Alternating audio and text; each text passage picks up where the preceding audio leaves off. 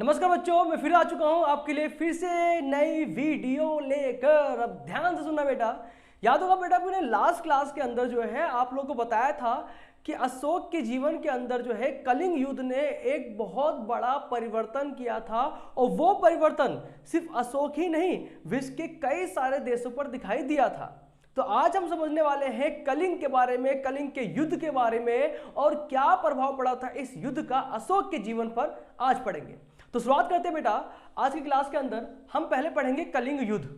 कलिंग युद्ध को जानने से पहले हमें यह जानना पड़ेगा कि कलिंग है क्या। कहते हैं कि हमारे पास जो महाजनपद थे, 16 महाजनपद थे भाई, उनमें कई सारे समृद्ध राष्ट्र थे भाई। उन समृद्ध राष्ट्रों में से या फिर कहा जाए पावरफुल जनपदों में से एक था कौन बेटा? कलिंग। वर्तमान समय के अंदर जो कलिंग है उसे हम उड़ीसा के नाम से जानते हैं। यानी यहां पर ये जो आपको हिस्सा दिख रहा है ये उड़ीसा है, और इसी उड़ीसा को हम क्या बोल रहे हैं भाई? कलिंग कह रहे हैं। और इस कलिंग का हमारे मौर्य शासकों से एक संबंध सा रहा है। संबंध कैसा बेटा?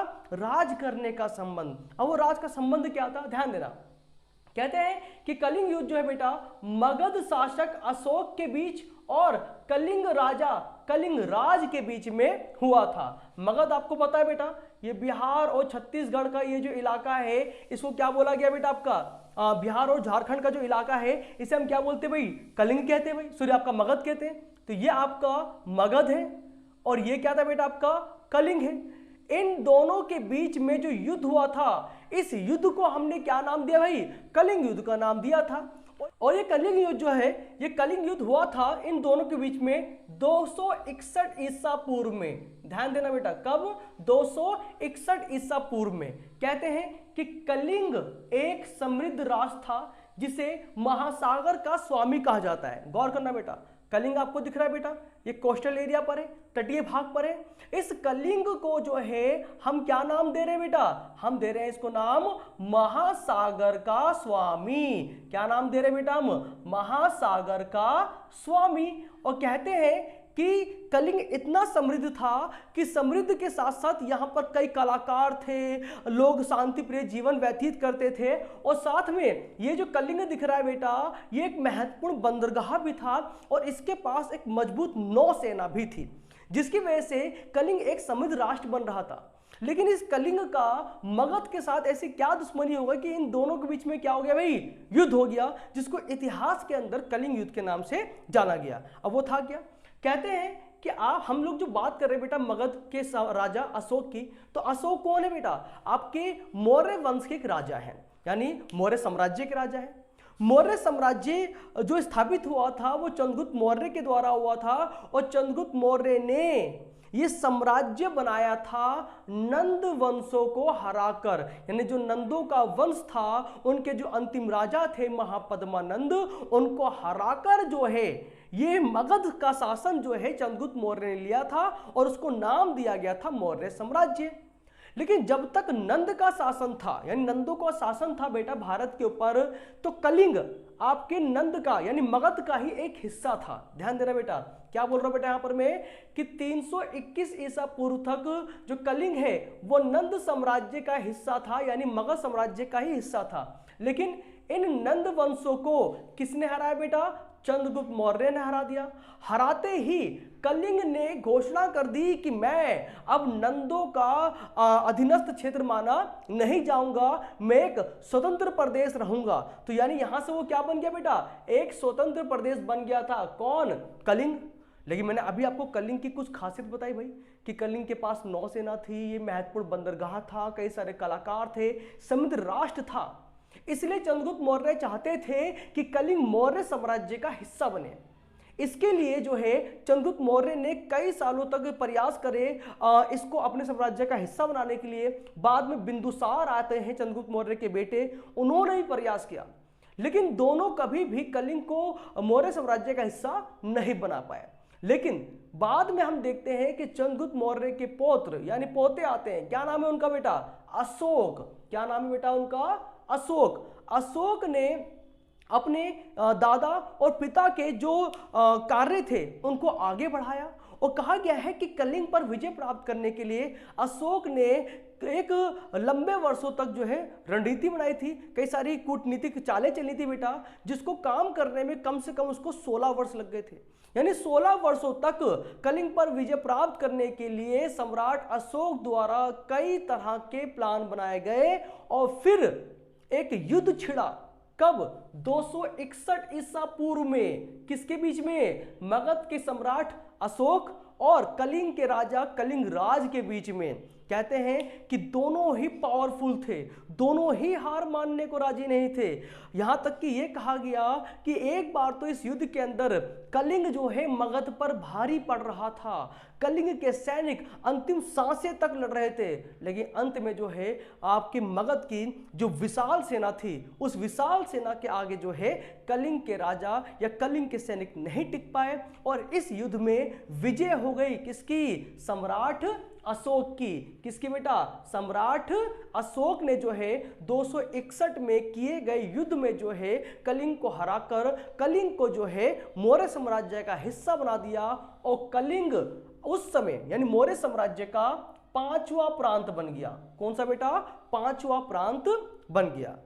तो अब ये युद्ध हुआ, युद्ध के अंदर अशोक जीत गया, मगध का हिस्सा या कहा जाए मगध का और विस्तार हो गया और कहते हैं कि यह विस्तार आपके मौर्य साम्राज्य का अंतिम विस्तार था। ये जो कलिंग युद्ध हुआ ना, कलिंग की सीमाएं जो है अब मगध की सीमा के साथ जुड़ गई थी, तो ये विस्तार कहा गया है मौर्य साम्राज्य का अंतिम विस्तार था। क्यों? क्योंकि ये युद्ध, इस युद्ध के बाद जो है अशोक ने दोबारा युद्ध ना करने का जो है प्रण ले लिया था, निर्णय ले लिया कि मैं आज के बाद दोबारा कभी कोई युद्ध नहीं करूंगा। और यही युद्ध इतिहास के अंदर किसी भी राजा के द्वारा एक ऐसा युद्ध माना गया है जिसके बाद युद्ध खत्म होते ही किसी राजा ने अपनी तलवार तोड़ दी और युद्ध ना करने की कसम खा ली। यानी इतिहास का अशोक पहला राजा बन गया जो युद्ध में जीतने के बाद जो है अपनी तलवार तोड़ता है, गद्दी त्यागता है और भविष्य में युद्ध ना करने की कसम खाता है। ऐसा क्यों? कहा गया कि इस युद्ध में, मैंने अभी थोड़ी देर पहले कहा कि दोनों क्या थे बेटा? पावरफुल थे। कलिंग भी था और मगध भी था। दोनों ही क्षेत्रों के अंदर बहुत बड़ा नरसंहार हुआ था। एक जगह तो कई सारे हमने आंकड़े पढ़े हैं जिसमें यह बताया गया है कि कलिंग के लगभग 1 लाख सैनिक मारे गए इस युद्ध के अंदर और 1.5 लाख सैनिकों को कैदी बनाया गया, बाद में उनको भी मार दिया गया। इस युद्ध के अंदर इतना नरसंहार हुआ था कि अशोक ने निर्णय ले लिया कि भाई ये नरसंहार और नहीं होना चाहिए। इस तरह से और मैं लगातार युद्ध करता रहा तो नरसंहार और होंगे, कई लोग और मारे जाएंगे, बेगुनाह लोग मारे जाएंगे, हर तरफ हिंसा दिखाई देगी। ये कलिंग युद्ध अशोक के जीवन का पहला और अंतिम युद्ध माना गया था। ये युद्ध हुआ बेटा। अब इस युद्ध के बाद वो क्या बोल रहा है? मैं हिंसा नहीं करूंगा। यानी उसने अहिंसा के मार्ग को अपनाने का निर्णय ले लिया कि भाई मैं कभी हिंसा नहीं करूंगा, मैं सिर्फ अहिंसा का पालन करूंगा। अहिंसा का पालन करते हुए इन्होंने अपना धर्म परिवर्तन कर लिया और बौद्ध धर्म को अपनाया। बौद्ध धर्म को जो है अपनाते समय उन्होंने हर जगह अपनी विचारधाराओं का प्रसार किया और इन विचारधाराओं को इतिहास के अंदर अशोक के धम्म के नाम से जाना गया है। किसका नाम से भाई? अशोक के धम्म के नाम से जाना गया है।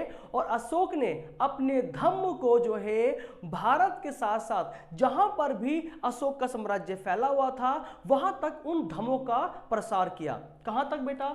हम देखते हैं कि हिमालय से लेकर सिलोन तक, ध्यान देना यहां पे मैंने लिखा भी बेटा, हिमालय से लेकर सिलोन तक और ग्रीस से लेकर बर्मा तक जो है आपके मौर्य साम्राज्य का विस्तार हुआ और इन्हीं विस्तारित क्षेत्रों के अंदर जो है अशोक ने अपने धम्म का प्रचार किया था। कई सारे बच्चे पूछते हैं कि बर्मा क्या है? बर्मा जो प्रेजेंट टाइम का म्यांमार है वही क्या बेटा?